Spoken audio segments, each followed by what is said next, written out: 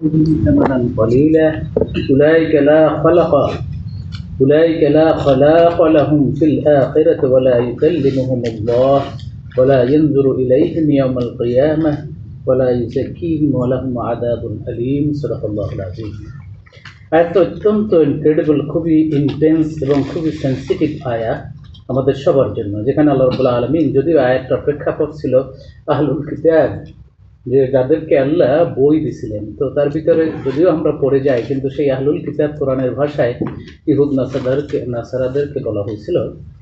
কিন্তু আয়াতের প্রেক্ষাপটটা যদি দেখি, সবগুলো ভার্ব যেখানে ইউজ করা হয়েছে সেগুলো কিন্তু কন্টিনিউয়াস ভার্ব। যেমন ইন্নাল্লাযীনা, নিশ্চয়ই যারা, নিশ্চয়ই। আল্লাহ কিন্তু এখানে একটা গুরুত্ব দিয়ে কথাটা বলতে চাচ্ছেন। ইন্না শব্দটা তখনই আল্লাহ দেন যখন ওই একটা চমৎকার এবং খুবই সিরিয়াস কথা বলার জন্য আমাদের কাছে পেশ করেন।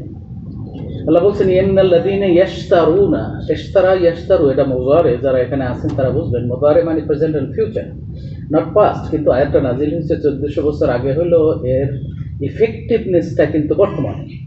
যারা বিক্রি করতেছে এবং করবে, এক্সচেঞ্জ করতেছে, করবে বিআহদিল্লাহ, আল্লাহর সাথে কৃত অঙ্গীকার।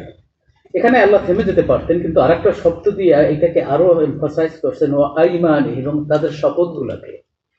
তো যারা বিক্রি করে দিবে অথবা এক্সচেঞ্জ করবে আল্লাহর কাছে কৃত অঙ্গীকার এবং শপথ। তো এই আয়াতটা এই জন্য আনছি, দুইটা জিনিস আমাদের কাছে বুঝতে হবে। আল্লাহর কাছে কৃত অঙ্গীকার এবং শপথ, দুইটা শব্দ বলছে। আইমানহিম, তাদের কৃত শপথ, সামানান কলিলা, খুবই অল্প দামে। উলাইকা, ওইসব ব্যক্তিরা, লা খলাকা, এটা খলাকা বলে না, খলাকা লামের উপর একালে টান দিয়ে পড়তে হবে। লা খলাকা লাহুম, তাদের কোনো অংশ নাই। খলকুন মানে সৃষ্টি করা, খলাক মানে তাদের কোনো অংশই নাই তাদের জন্য। ফিল আখিরা মানে তাদের আখিরাতে কোনো অংশ থাকবে না।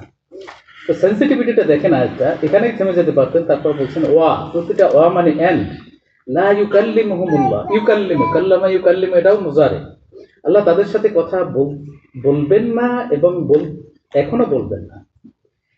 ওয়ালা ইয়ানজুরু ইলাইহিম, এবং তাদের দিকে তাকাবেন না। ইয়াউমাল কিয়ামা, কিয়ামতের দিন। ওয়ালা ইউযাক্কিহিম, তাদেরকে পরিশুদ্ধ করবেন না। ওয়ালাহুম আযাবুন আলীম, তাদের জন্য সিভিয়ার পানিশমেন্ট। তো একটা কয়েকটা পয়েন্ট আমি নিয়েছি। যে প্রথম পয়েন্টটা আহদাল্লাহ আইমানিহিম, তাদের কাছে কৃত অঙ্গীকার এবং শপথ। এটাকে খুব কম, আল্লাহ বলেন নাই যে শপথটাকে ধরে রাখবে না বা শপথটাকে ছেড়ে দেবে। সামানান কলিলা, অল্প দামে বিক্রি করে দেবে। তো অল্প দামে মানুষ তখন বিক্রি করে যখন ওইটার ভ্যালুটা তার কাছে কমে যায়। আপনার কাছে একটা গাড়ি আছে, অনেকদিন চালাইছেন, এখন এটা ছেড়ে দিতে পারলে বাঁচি, তখন অল্প দামে ছেড়ে দেয়, যা দেয় ওইটাই ভালো। দ্যাট মিনস নেগলেক্টিং, আপনার কাছে এটা কোনো ভ্যালু নাই অথবা ওইরকম ভাবে মূল্যহীন হয়ে যায়। তো এইটাকে আল্লাহ কিন্তু বলেন নাই যে তোমরা ছেড়ে দিচ্ছ, তোমরা এটা থেকে গ্রহণ করছো না, রিজেক্ট করছো, এই শব্দ না। সামানান কলিলা, খুব অল্প দামে, এটাকে চিপ প্রাইসে তুমি এটা মনে করতেছো। এরপরে দেখেন উলাইকা লা খলাকা লাহুম, আখিরাতে তাদের কোনো অংশ থাকবে না। এখন যদি আমাদের ডেস্টিনেশন আখিরাত হয়, দুনিয়াতে থেকে আমরা চলে যাব সবাই, আখিরাতে তার কোনো অংশ থাকবে না, তাহলে আমরা কোথায় যাব? বিগ প্রশ্ন, আমাদের সময় কম। ওয়ালা ইউযাক্কি, ইউকাল্লিমুহুমুল্লাহ। দেখেন প্রথমটা বলছে লা খলাকা লাহুম ফিল আখিরা, আখিরাতকে এখানে স্পেসিফিক করে দিয়েছে।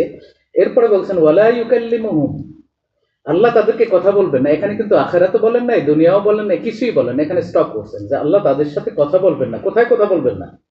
এরপরেরটা দেখেন ওয়ালা ইয়ানজুরু ইলাইহিম ইয়াউমাল কিয়ামা, কিয়ামতের দিন তাদের দিকে তাকাবেন না। ওখানে তাকাবেন না, এটা কিন্তু আবার স্পেসিফিক করছেন কিয়ামতের দিন। তাহলে এখানে আখিরাতে অংশ নাই, তাদের দিকে কিয়ামতে তাকাবেন না। দুইটা জিনিসকে আল্লাহ স্পেসিফাই করেন নাই, সেটা ওয়ালা ইউকাল্লিহিম ওয়ালা ইউযাক্কিহিম, তাদের সাথে কথা বলবেন না এবং তাদেরকে পরিশুদ্ধ করবেন না।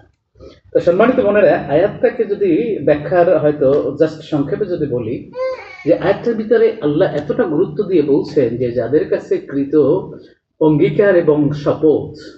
তাহলে শপথ জিনিসটা, যেটাকে কোরআনের বিভিন্ন জায়গায় আসছে বায়া হিসাবে, মানে আপনাকে আল্লাহ বলছেন ইশতারা ইয়াশতারু, আর বায়ার ভিতরে পার্থক্য আছে। ইশতারা মানে বিক্রয় করা বা কেনা বেচা, আবার বায়া হয়েছে যেখানে চুক্তি, একটা চুক্তি হওয়া, সেটাকে বায়া। বায়াটাকেও অনেক ক্রয় বিক্রয় হিসাবে বলে, বায়াউন শব্দটা, কিন্তু এখানে একটা চুক্তি। তাহলে এর সাথে একটা চুক্তির অঙ্গাঙ্গী ভাবে জড়িত। এখন এই চুক্তিটাকে বিভিন্ন অর্থে আসতে পারে, লেনদেন, বিক্রি করা, খরিদ করা, এটা অনেক অর্থে আছে। যদি আপনি লুগাতুল আরাবিয়ার ভিতরে যদি দেখেন, তাহলে এখানে মেইন আসছে যে বাইউন, এইটাকে ক্রয় বিক্রয়ের ক্ষেত্রে আছে। কিন্তু বাইউন শব্দটা একটা চুক্তি। তাহলে এই চুক্তি এবং শপথ কিন্তু দুইটা আলাদা জিনিস, একটা হচ্ছে প্রমিস এবং একটা হচ্ছে ওথ।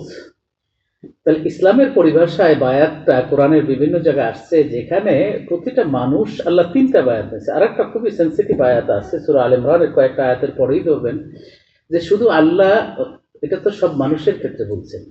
ওখানে বলছেন ওইদা আখাযা আল্লাহু মিসাকাম মিন নাবিয়্যিন, আল্লাহ যখন সমস্ত নবীদের থেকে একটা প্রমিস নিলেন, একটা বায়াত নিলেন সমস্ত নবীদের। ইবনে আব্বাস রাদিয়াল্লাহু তাআলা আনহু রাইসুল মুফাসসিরিন, উনি বলতেছেন এই আয়াতটা রাসূল সাল্লাল্লাহু আলাইহি ওয়াসাল্লাম বাদ দিয়ে সবাইকে বলা হয়েছে। তাহলে সমস্ত নবীদের থেকে আল্লাহ একটা শপথ নিছেন, একটা ওয়াদা নিছেন, একটা বায়াত নিছেন যে তোমাদের কাছে যখন যে নবী আসবে তোমরা তার বায়াত নিবে। আল্লাহু আকবার। ওই আয়াতটা, কয়েকটা আয়াত নাম্বারটা মনে নাই, আমি হয়তো বলে দেবো পরে। এরপরেই কয়েকটা আয়াতের পরে এই আয়াতটা আছে, ওই আখাযা মিসাকান নাবিয়্যিন, এই আয়াতটা হয়তো 81 নম্বর আয়াত আছে, লিখে নিতে পারেন। ওই যে আখাযাল্লাহু মিসাকান নাবিয়্যিন লামা আতাইতুকুম মিনাল কিতাবি ওয়াল হিকমা সুম্মা জাআকুম রাসূলুম মুসাদ্দিকান লিমা মাআকুম লিতু'মিনু বিহি ওয়া লা তানসুরুন্নাহু ওয়া লা ক্বালা আআখরাজতুম ওয়া আখাযতুম আলা যালিকুম। এরপরে আল্লাহ বলছে আমি যা বলছি তোমরা কি বুঝছো? আল্লাহ নবীদেরকে ডাইকে বলছেন যে আমি যে কথাটা বলছি, যে বায়াত নিতে বলছি, যখন তোমাদের কাছে কোনো নবী আসবে না, আকরার তোমরা কি এটা বুঝে বলছো? সবাই বলছে ক্বালু আকরারনা, আল্লাহ আমরা বুঝা শুনা এইটাকে আমরা মেনে নিচ্ছি। সুতরাং এই আয়াত দুটাকে আনলাম যে এর সেন্সিটিভিটিটা, এর ইন্টেন্সিটিটা এতটা ডিপ যে আমরা কেউ কখনো বায়াত ছাড়া থাকা যাবে না, এটাই বুঝাইতে চাচ্ছি। সুতরাং এই বায়াতটার পরিভাষায় যদি আমরা বললেন যে রাসূল সাল্লাল্লাহু আলাইহি ওয়াসাল্লাম উনি কিন্তু সমস্ত আসহাবে রাসূল থেকে বায়াত নিয়েছিলেন। তারপর খোলাফায়ে রাশিদিন, এই বায়াতের সিলসিলা কিন্তু সেই আদম আলাইহিস সালাম থেকে। আয়াত দুটো বললাম তো এটা নতুন না, আল্লাহ সমস্ত নবীদের থেকে নিয়েছেন, সমস্ত মানুষের উপরে এই বায়াতের কথাটা বলছেন। ইন্নাল্লাযীনা ইয়াশতারুনা, এখানে কিন্তু মুমিন বলেন নাই, মুসলিম বলেন নাই। আবার প্রতিটা ভার্ব যেগুলো আছে, যেগুলো ফাইল বলা হয়, এগুলো মুদারি ফেল, মানে এটা চলমান ফেল, কন্টিনিউয়াস ভার্ব। এটা বলা যাবে না এটা আগে ছিল এখন নাই, চলমান। সুতরাং এই যে বায়াতের এই সিলসিলাটা খোলাফায়ে রাশিদিন থেকে যতদিন পর্যন্ত খেলাফা ছিল এই বায়াতটা ছিল, কিন্তু আনফর্চুনেটলি যে এই খেলাফাটা চলে যাওয়ার কারণে এই বায়াতটা ওইভাবে হচ্ছে না। কিন্তু আমরা এই যে কোরআন হাদিসের তো বিভিন্ন জায়গায় দেখবেন যে এইটার তাহলে চলমানটা কিভাবে রাখবো। কোরআনে যে চলমান বলছে ইয়াশতারুনা ওয়া ইউকাল্লিমুহুমুল্লাহ ওয়া ইউযাক্কিহিম ওয়া লা ইয়ানজুরু ইলাইহিম, এই চলমানটা কিভাবে রাখবো, এই জন্য আমাদের বায়াতটা নিতে হবে। কার সাথে নেব? রাসূল তো চলে গেছেন, খলিফা নাই আমাদের ভিতরে। এই বায়াতটা একামতে দ্বীনের সাথে, দ্বীনের বায়াতের সাথে, যেখানে দ্বীন একামতে দ্বীনের যে সংগঠন, যে জামায়াত, এই একামতে দ্বীনের এই দাবির সাথে সম্পৃক্ত, সেখানে আমাদের বায়াতের সাথে সম্পৃক্ত হতে হবে। সুতরাং প্রতিটা আন্দোলনের সাথে এই বায়াতের একটা সিলসিলা চালু আছে। রাসূল সাল্লাল্লাহু আলাইহি ওয়াসাল্লামের জীবন এবং সাহাবায়ে কেরামের জীবন যে একামতে দ্বীন হয়েছে তার জীবন থেকে, তাদের সিরাত থেকে যদি আমরা দেখি, তাহলে আল্লাহ রসুল এই যে বায়াতটা একামতে দ্বীনের সবচেয়ে বড় দায়িত্বের সাথে বায়াতই হলো একামতে দ্বীনের একত্র থাকার, ওয়াতাসিমু বিহাবলিল্লাহ যেটা বলা হয়েছে, তার একটা প্রাণ শক্তি হলো এটা। সুতরাং প্রথম হয়েছে যে আমরা আসেন, এখন আমি যেটা চলে আসবো যে আমাদের জিন্দিগিতে জামাতবদ্ধ জিন্দিগি থাকার কোনো সুযোগ নাই, যেটা ফরজ, এটা উম্মুল ফরাইজ বলা হয়, সমস্ত ফরজের মা বলা হয়, উম্মুল ফরাইজ। সুতরাং এই ক্ষেত্রে আল্লাহর কাছে তো আমাদের তো শপথ প্রথমটা দিয়ে আসছি, আলাস্তু বিরাব্বিকুম একটা বায়াত আছে, তারপরে নবীদের একটা বায়াত নিয়েছেন, এবং প্রত্যেকটা মানুষের সাথে আল্লাহর একটা বায়াত আছে। এবং যখনই আমরা যখন দিনের সাথে থাকবো, একামতের দিন ও জামাতের জিন্দেগির সাথে থাকবো, তখন আমাদের একটা সংঘবদ্ধ দিনের সাথে থাকতে গেলে এই বায়াতের সিলসিলাটা আমাদের রাখতে হবে। আমি কার সাথে আমাদের কমিটমেন্টটা থাকবে, কোথায় আমাদের বায়াতটা একটা চুক্তি, আমার তো একটা চুক্তি থাকতে, আমি এককভাবে তো এটা চলতে পারবো না। তাহলে এখন এইটা দ্বিতীয় যেটা প্রশ্ন আছে যে আমার বায়াতটা, এখন প্রশ্ন এখানে আসতে পারে যে আমি কার সাথে বায়াত নেব। এটা নিয়ে বিভিন্ন ধরনের বিভিন্ন স্কলারদের ভিতরে বিভিন্ন অপিনিয়ন আছে। কেউ বলছে যে আমাদের জামাতের যে শেখ থাকবে মাশায়েখের সাথে, কেউ বলছে যে যারা একামতে দ্বীনের রাষ্ট্র যদি ইসলামী রাষ্ট্র না হয় সেখানে বায়াত কার সাথে নেব। কিন্তু এইটা কোথাও পাবেন না কোরআন হাদিসের যে এইরকম একটা সমাজ যদি আসে সেখানে তোমাদের বায়াতটা নিতে হবে না, এইটা কোথাও পাবেন না। এইটা কোথাও নাই যে এই বায়াতটা আর নিতে হবে না যদি সমাজটা এরকম হয় যেখানে তোমাদের ইসলামী খেলাফা না থাকে, ইসলামী শরিয়ার একটা সংঘবদ্ধ জীবনের একটা চিত্র, একটা সিলসিলা না থাকে, তাহলে তোমাদের বায়াত নিতে হবে না। এইটা যদি কোথাও পাওয়া যায় তো আলহামদুলিল্লাহ, কিন্তু কোথাও নাই। যেহেতু এটা চলমান, আমাদের এই ক্ষেত্র থেকে ফিরে আসার সুযোগ নাই। ফিরে আসার সুযোগ নাই। আমাদের এই সিস্টেমটা যতদিন পর্যন্ত খেলাফা ফিরে না আসে ততদিন পর্যন্ত আমাদের এখানে থাকতে হবে, জামাতবদ্ধ জীবন ওই একটা সিলসিলা চালু থাকতে হবে। আমি যদি এখানে এইটা এইভাবে বলি যে রসুল যারা বায়াত নিয়েছে, যেমন খোলাফা ওমর রাদিয়াল্লাহু তাআলা আনহুর যুগে যদি চিন্তা করেন, যে লোক ইয়েমেনে থাকতো, যে লোক ইন্ডিয়ায় থাকতো, যে লোক চীনে থাকতো, ওই সময় তো অনেক দূর, তারা কার সাথে বায়াত নিত? ওই এলাকার যে নিযুক্ত আমির তার হাতে বায়াত নিত। ধরুন যে লোক ইউরোপে থাকতো সে কি মদিনায় আসছে? কখনোই হয়তো মদিনায় আসে নাই। যে ইয়েমেনে থাকতো, টার্কিতে থাকতো, তারা তো মদিনায় কখনো আসে নাই। তাহলে যখন যেখানে যার উপরে দায়িত্বশীল আসে তার হাতে বায়াত নেওয়া। আসলে বায়াতটা তো ইন্না সলাতি ওয়া নুসুকি ওয়া মাহইয়াই ওয়া মামাতি লিল্লাহি রাব্বিল আলামিন এর সাথে সম্পৃক্ত। আপনি যদি আইপিডিসির বায়াতটাও দেখেন তাহলে কিন্তু ওই লাস্টে ওই কথাটাই বলা হয়। এখন প্রশ্ন হলো যে এই বায়াত থেকে কি আমি দূরে সরে যেতে পারবো না? এই সম্পর্কে অনেক হাদিস আছে যে এই বায়াত থেকে দূরে সরার সুযোগ নাই, আর জামাতবদ্ধ জীবন থেকেও ছুটে যাওয়ার সুযোগ নাই। সুতরাং জামাতের সাথে যে আল্লাহর রহমত, এটা তো কোরআন হাদিসের বিভিন্ন।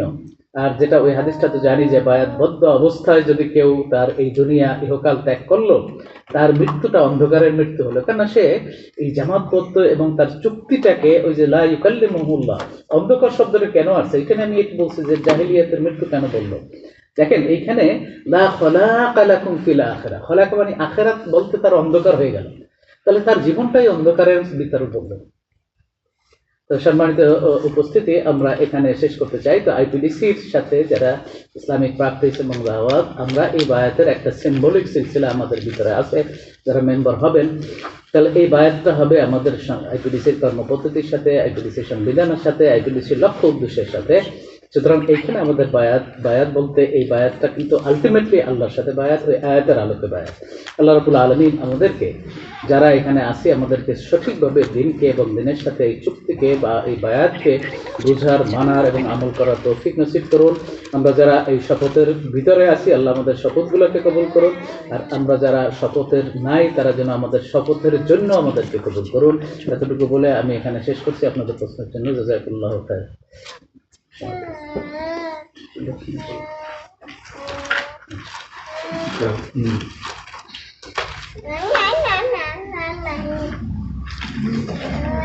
আমরা প্রথম আমাদের এখানে আলহামদুলিল্লাহ বেশ কিছু প্রশ্ন আমরা পেয়েছি। তার কিছু আছে জেনারেল কোশ্চেন, কিছু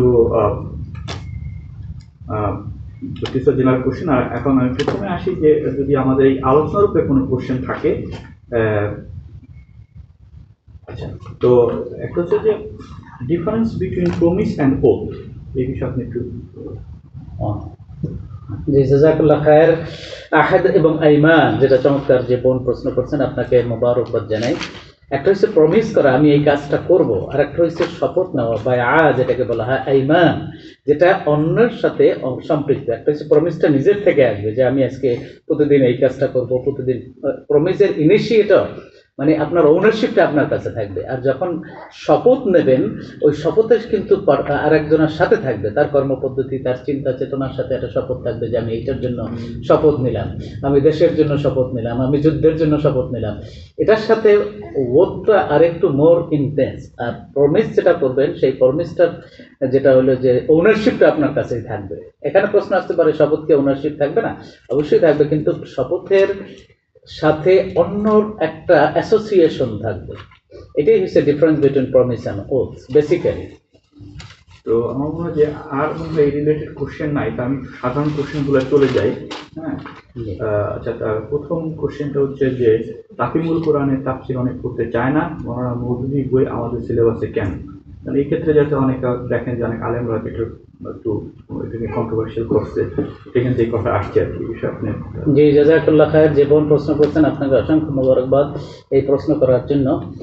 তো আমরা হচ্ছে যে কোরআন হলো তাফসীর, তাফহিমুল কোরআন, ওনারও একটা কোরআনের তাফসীর, এটা আমাদের চিন্তার ভিতরে আনতে হবে। তাফহিমুল কোরআন কিন্তু কোরআন না। কোরআন কিন্তু একটাই, যেটা রাসূল সাল্লাল্লাহু আলাইহি ওয়াসাল্লামের কাছে আল্লাহ জিবরিলের মাধ্যমে, ওইটা হচ্ছে কোরআন। এখানে অসংখ্য তাফসীর আছে, যে তাফসীরগুলো তাফসীরে বাগাবী, তাফসীরে তিবরানী, তাফসীরে কাশশাফ, তাফসীরে বাইজাবি, বিশেষ অনেক তাফসীর আছে। তাফসীরগুলা এখনো নতুন নতুন অনেক তাফসীর হচ্ছে। এখন তাফসীরের ভিতরে তাফহিমুল কোরআনটাকে, তাফহিমুল কোরআন মাওলানা মওদুদী রাহমাহুল্লাহ, ওনার তাফহিমটা উনি যে একটা চিন্তা একামতে দিনের সাথে চিন্তার সাথে আলোকে ওনার তাফসীর থেকে কোরআনটা ওইভাবে লেখেন। আমি জানি না আপনারা এখন নোমান আলী খানের কিছু লেকচার শোনেন কিনা। নুমানায় খালে লেকচার যদি আপনি একটা আয়াতের ব্যাখ্যা শুনেন, তখন আপনার তাফসিরে বাগাবিতে যদি যান, তাফসিরে কাশরাফে যদি যান, আপনি মিল খুঁজে পাবেন না। কেননা আমি নিজেই এটার সাথে, কেননা আমি আল বাইয়িনার ছাত্র এবং একই সাথে ওইটা রেগুলার পড়ি।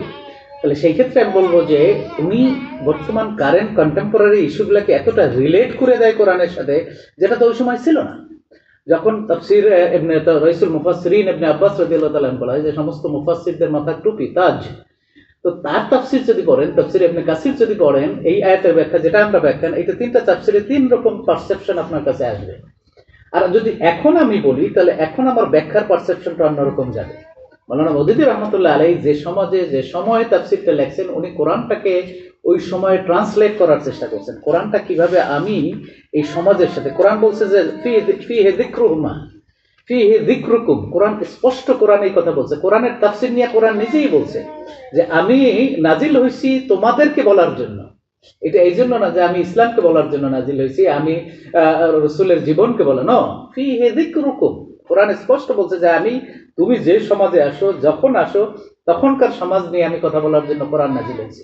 তাহলে এই জন্য তাফহিমুল কোরআন ওই সময়ের প্রেক্ষাপটে ওই তাফসিরটা, এই জন্য আমরা বলি যে ইকামত দ্বীন অথবা ইসলামী মুভমেন্টের সাথে এই তাফসিরটার একটা লিঙ্ক আছে, যেটা আপনি অন্য তাফসিরের সাথে পাবেন না। তবে এই জন্য আমরা সিলেবাসে রাখছি।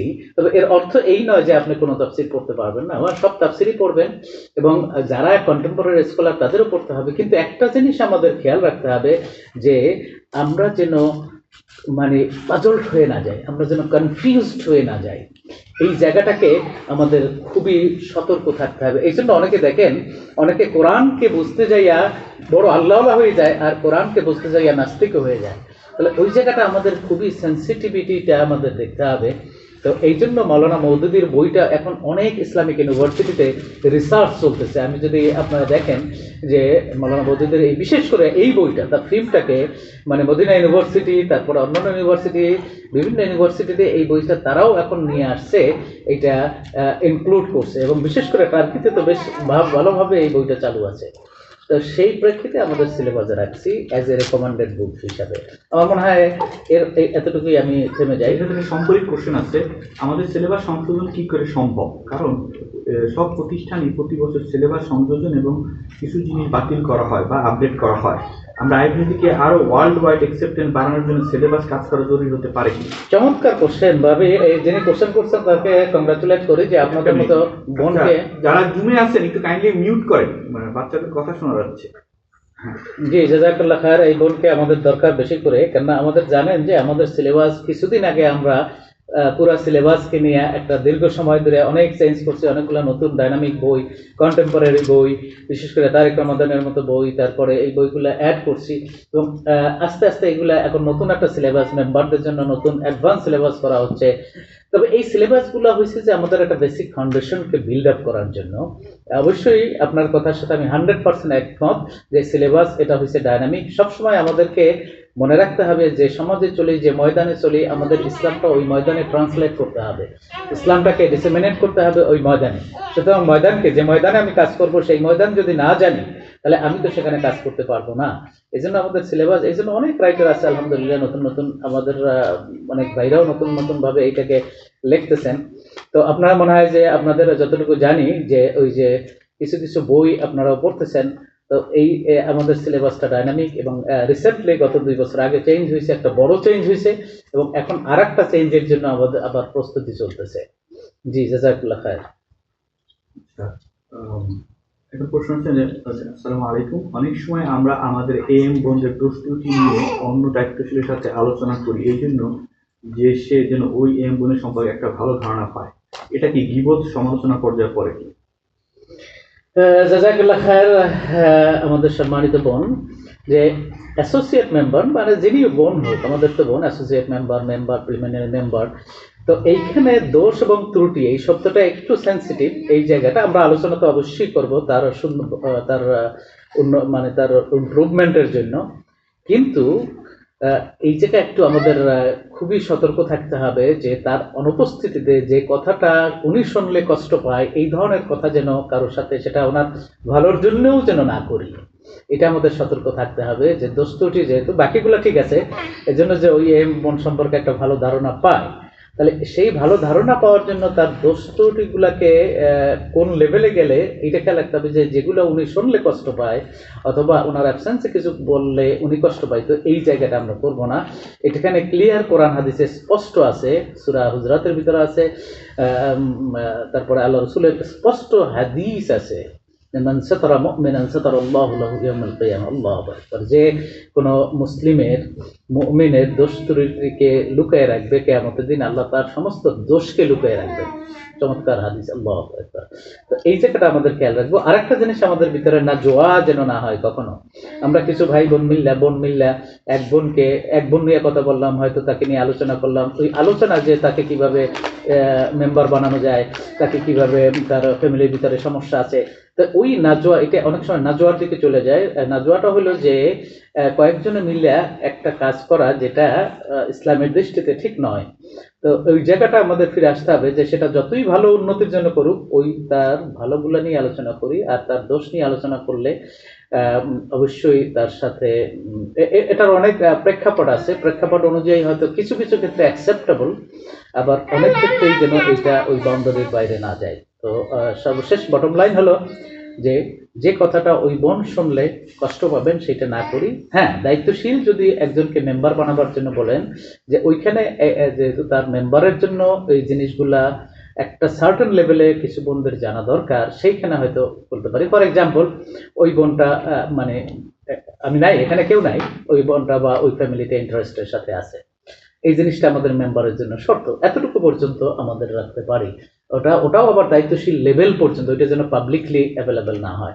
আমি হয়তো বুঝাইতে পারছি মনে হয়। জি জি, আচ্ছা, any form of domestic abuse, physical or mental, এর ব্যাপারে আইপিডিসির অবস্থান জানতে চাই। আইপিডিসি তার মেম্বার মেল বা ফিমেলদের ক্ষেত্রে অ্যাবিউজ কমপ্লেন কতখানি গুরুত্বের সাথে বিবেচনা করে? হ্যাঁ, এটা তো শুধু আইপিডিসি না, আইপিডিসি এই দেশের বা এই অস্ট্রেলিয়ার সংগঠন, অস্ট্রেলিয়ার রুল অফ দ্য ল্যান্ডকে আইপিডিসি সবসময় অ্যাভয়েড করে, এবং এইটাকে অ্যাডমায়ার করতে হয়, আমাদের অবে করতে হয়। তাহলে এটা হচ্ছে যে আমাদের অ্যাবিউজটা এই জমিনে যে কোনো ফিজিক্যাল এবং ডোমেস্টিক, এটা কোনোভাবে জিরো টলারেন্স রুলে আমাদের এখানে আছে, অস্ট্রেলিয়া আমরা যারা আছে জানি, এবং আইপিডিসি ওই একই সাথে। এবং এটা গেল অস্ট্রেলিয়ার। আরেকটা সাইড দেখেন যে আইপিডিসি তো সংগঠনটা ইসলামিক সংগঠন, ইসলামের কোথাও নাই যে কোথাও কাউকে অ্যাবিউজ করা মেন্টালি আর ফিজিক্যালি, এটা তো কোনোভাবেই অ্যাকসেপ্টেবল না ইসলামী শরিয়ায়। সুতরাং আইপিডিসির অবস্থান অত্যন্ত ক্লিয়ার, এবং কনস্টিটিউশনে ওখানে আছে, যদি কোনো ভাই বোন সম্পর্কে কেউ কোনো অ্যাবিউজ, এবং সেটা ফিজিক্যালি, মেন্টালি, সাইবার বুলিং সব ধরনের আছে, তারপরে ডিজিটাল কত যে কোনোভাবেই আছে, এটা যদি কেউ প্রুফ হয় এবং সেটা যদি তাদের ভিতরে রিকনসিল না হয়, এবং সেক্ষেত্রে সাংগঠনিক একটা প্রসিডিওর আছে, তার মেম্বারশিপ হলে মেম্বারশিপও চলে যেতে পারে, অবস্থা ভেদে নির্ভর করবে। এবং এইটার ব্যাপারে মানে একটা কন্ট্যাক্ট, সেকেন্ড কন্ট্যাক্ট হলে দায়িত্বশীল পর্যন্ত যাবে, দায়িত্বশীল পর্যন্ত সিএমএস পর্যন্ত যাবে, ওই পর্যন্ত আসে না, দুই একটা হয়তো স্পেসিফিক আসতে পারে। তো এইটা হচ্ছে, তো অ্যাবিউজ কমপ্লেন কতখানি, এইটা খুবই সিরিয়াসলি নেওয়া হয়। কাউকে আইপিডিসির অবস্থানটা কনস্টিটিউশনে পর্যন্ত এটা ঢুকিয়ে দেওয়া হয়েছে, তাহলে বুঝতে পারেন যে এটা কত সেন্সিটিভ হিসাবে আইপিডিসি নেয়। তো আমরা সতর্ক থাকবো যে আমরা কোনো বোনকে যেটুকু করবো, আল হব্বু ফিল্লাহ ওয়াল বুগদু ফিল্লাহ, এটা হচ্ছে আমাদের প্রিন্সিপাল, এটা হচ্ছে আইপিডিসির প্রিন্সিপাল। কাউকে ভালোবাসলেও আল্লাহর জন্য ভালবো, আর কাউকে যদি আমি দূরে থাকতে হয় সেটাও আল্লাহর জন্য কাঁদবে। আমার ব্যক্তিগত স্বার্থে, আমার ব্যক্তিগত দুনিয়াবি স্বার্থে যেন কাউকে ছোট না করি, উঁচু না করি। আমাদের ভিতরে হয়তো মনের ভিতরে কাউকে উঁচু নিচু করার থাকতে, ভক্তির উঁচু নিচু থাকতে পারে, কিন্তু আইপিডিসির স্ট্রং প্রিন্সিপাল যেন বিভক্তি না হয়। আমাদের এই চিন্তা থেকে আমাদের সবসময় সতর্ক থাকতে হবে। আচ্ছা, এখন একটা শরিয়া সংক্রান্ত কোশ্চেন। তার একটা হচ্ছে যে স্বামী যদি সংগঠনের প্রোগ্রাম করা পছন্দ না করে তাহলে কি করবে? জাযাকাল্লাহ খায়ের। যে বোন প্রশ্ন করছেন, চমৎকার একটা বোন। এই সমস্যাটা এখন না, এটা রসুলের যুগ থেকে ছিল। আর সাহাবী রসুলের সিরার ভিতরে কিছু কিছু সাহাবী পাবেন যেখানে স্ত্রী হয়তো দিনের দিকে আগেই আসছেন, হাজব্যান্ড আসেন নাই, হাজব্যান্ড আসছেন, স্ত্রী আসেন নাই, এইটা চলমান, এইটা কন্টিনিউয়াস। তা এক্ষেত্রে যদি প্রশ্ন হলে স্বামী যদি করতে চায় না, স্বামী যদি সংগঠন প্রোগ্রাম করা পছন্দ না করে, সিস্টারে কি করবে? যদি না করে, তাহলে প্রথমত হয়েছে যে স্ত্রীর জন্য আল্লাহ মানে স্বামীকে আনুগত্য করতে হবে। স্বামী যদি শরিয়ার ভায়োলেন্স রিলেটেড তাগিদ না দেয়, সংগঠনটা তো একটা পর্যায়ে বুঝাতে হবে। স্বামীকে বোঝাতে হবে যেটা ফরজ, এবং তাকে আস্তে আস্তে আস্তে আস্তে সফলি করতে হবে। কিন্তু এটা নিয়ে সংসারের ভিতরে মানে করা যাবে না, ওটাকে কি বলে যে একটা মন কষাকষি, একটা বিভেদ তৈরি করা যাবে না। যতটুকু স্বামী রকসুদ দেয়, রকসুদ বলতে অনুমতি দেয়, তার অনুমতি সাপেক্ষে আমাদের অতটুকু কাজ করতে হবে, এবং স্বামীকে বুঝাতে হবে, এবং তাকে আরো বেশি কাছে টানতে হবে। একসময় নিশ্চয়ই বুঝবে, যদি একান্তভাবে না বুঝে তাহলে স্বামীর বাউন্ডারির ভিতরে, স্বামীর খেদমতের ভিতরে, এবং তার মানে ফ্যামিলি সামলাবার পরে যতটুকু টাইম থাকে অতটুকু টাইম দিয়া আমাকে আল্লাহ